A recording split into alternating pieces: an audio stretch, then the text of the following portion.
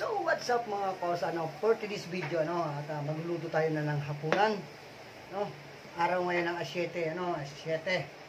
At ang ating ulam, nakabili ako ginto, pusit. Ayan natin yung pusit niyan, fresh, bulpin na kung tawagin. Yan yung itlugan, aadubuhin natin. Nabili ko yan 300 lang. Ayan, siyempre lalawagan natin ang gulay para mas marami. Meron tayong bawang, luya, sibuyas, red bell. Meron din ako ditong tirang titsaro. Yung nagpansit ako kahapon, sabayin na natin. Yung tangkay ng kangkong, pagsama-samahin na natin yan. At yung dahon ng kangkong mga kausa. Siyempre, adobo tayo. Baka isipin nyo, sinigang kasi may kangkong, no? Ano lang yan, optional. Kumbaga hindi lang puro pusit, may gulay. Ayaw pa sumindi, sarado ang gas.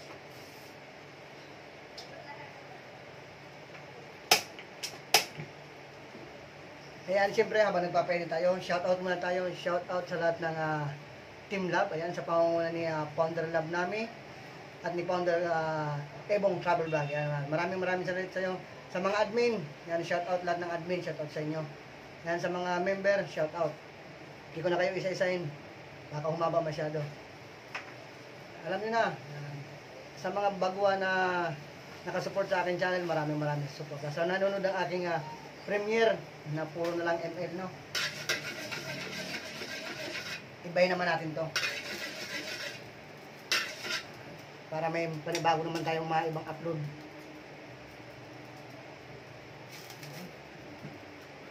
Lagyan na natin mantika.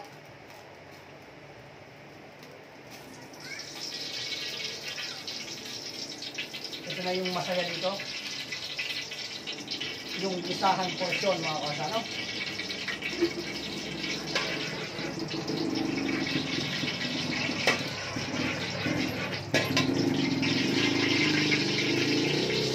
Isa.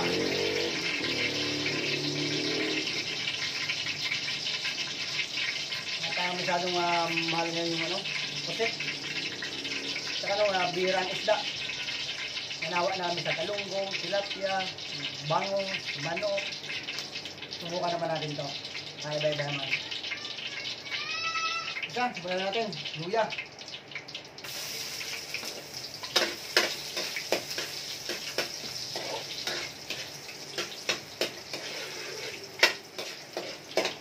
Pwede nito mga ko sa gayahin, Ay natin bawang.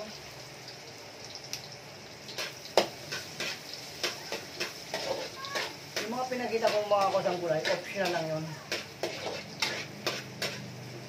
Nasa inyo yan kung lalagyan nyo o puro lang ang pusit.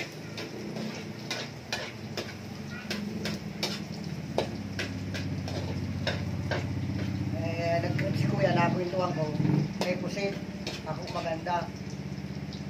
Nawaw mali pa ako mga kosa kasi akala ko kapagtango 120 yung nakalagay na presyo, ako 120 kalahati. Nung pumunta na ako, hindi pala yung 120, doon pala yung sa presyo ng isang isda, hanip na yan. 200 pala ito kalahati. Nalinagay ko na yung sibuyas mga kosa. Nagkasubuan na, tinuloy-tuloy ko na mga kosa.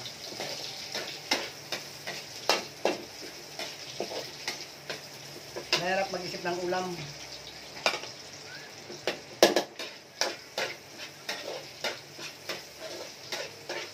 Saka ito, di kailangan ito matagal ng mga kosang luto. Baka ako muna.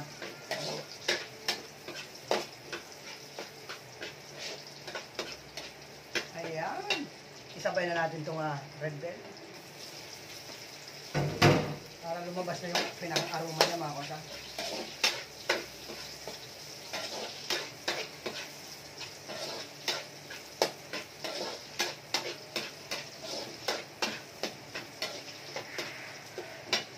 Isunod ko na rin itong tangkay ng kangkong.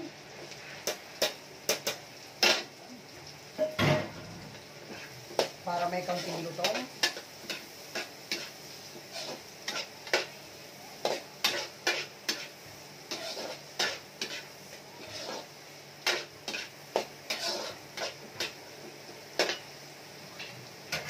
At yun natitira kong chicharo.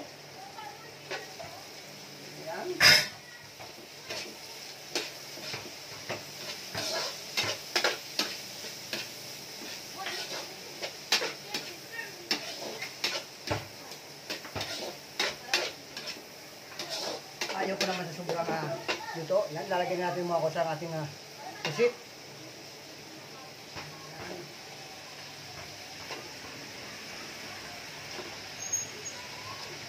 Yan.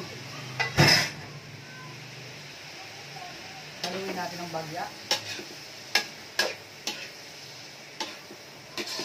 Hindi na muna ako magsasabaw at magtutubig pa yan mga kosa. Lagyan na tayo ng timpla. Bechin. Matik na yan. Paminta, syempre. Pino. Ayan.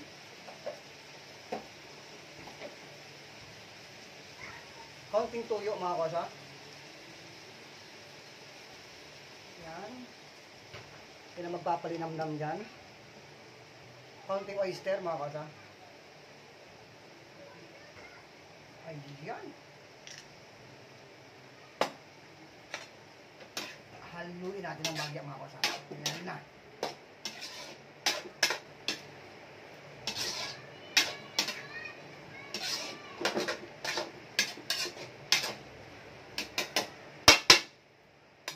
Takloban natin mga kosa ng bagya. So abang-abang mga kosa. So ayun, check na natin mga kosa kung ano ang sitwasyon. Wow! Kumukulo-kulo. Ayan na. Lumabas na yung pinaka tubig niya, no? Ayan, mga kosa. So, may gilagyan natin ng isang cups.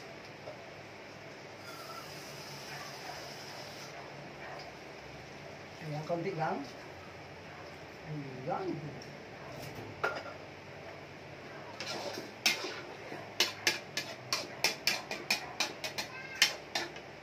Napakasarap na mga kosa. Amoy pa lang. Tikman na natin. Ayos!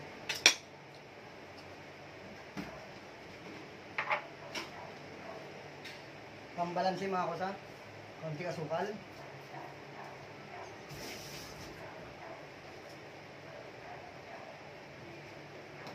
Konting alak.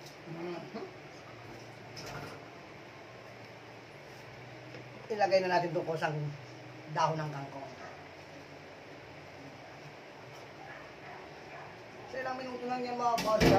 Ganyan, haluin natin.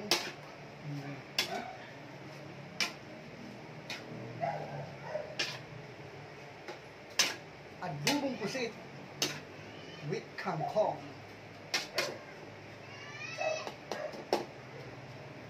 Yan. Takpan natin at balikan natin mga ilang minuto.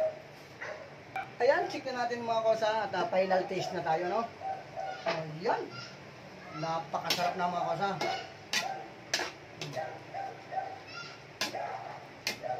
Adobong pusit with kangkong. Tama-tama lang siya, tinan siya overcook. Ayos! Pampinali mga kosa, siling panigang, pampabango. Spring onion.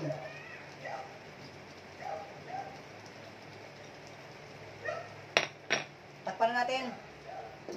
Luto na ang ating adobong pusit with kangkong. So paano? Hanggang sa muli mga kosa, ay hindi ko pala napakita no, sa inyo ng malapitan. Tingnan nyo muna. Ayan mga kosa. Oh. Yan, adobong pusit with kangkong. Yan. So, paano mga kosa? Hanggang dito lamang ang aking munting video. No? Maraming salamat sa inyo lahat. Sa mga nanonood, sumusuporta pa rin sa aking channel. Kahit wala rin kakwenta-kwenta. Maraming salamat. I love you all. Mag-ingat kayo palagi.